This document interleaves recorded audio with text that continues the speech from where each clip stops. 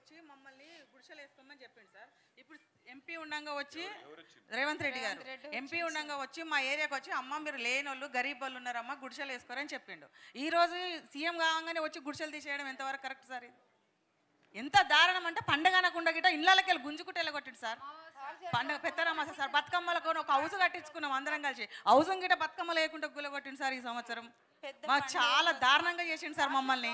పెద్ద పండుగ రోజు అసలు మాకు తిండి లేదు తిప్పలు లేదు. ఇప్పుడు ఏమనంటే ఏమంటుండు ఆ ప్రభుత్వం వచ్చి మిమ్మల్ని కాపాడింది అమ్మా, ఆ ప్రభుత్వం వచ్చి కాపాడుతుందా? అవును, ఈ ప్రభుత్వంలో ఉన్నప్పుడు ఈ ప్రభుత్వం మేము చేసే పని చేస్తున్నాం, మేము ఆ ప్రభుత్వం వచ్చి కాపాడమని. మీకు ఎవరిచ్చిరో వాళ్ళను తీసుకురండి సార్. మాకు ఎవ్వరు ఒక్క రూపాయి తీసుకోలేరు, మాకు ఎవ్వరు ప్లాట్లు ఇవ్వలేరు సార్. అది కోరిలో రౌతులు కొట్టారు. అక్కడ ఉన్నాం అందరం మనిషికి 10 5 అట్లా వేసుకొని అందరు 50 60 గజాల కంటే ఎక్కువ ఉంటే సార్ మీరు వచ్చి చూడండి. 60 గజాల కంటే ఎక్కువ ఉంటే మొత్తం మీరు తీసేసుకోరు. మేము ఏదానికైనా రెడీ. 60 గజాల కంటే ఎవ్వరికి ఇంత జాగా ఎక్కువ లేదు అక్కడ.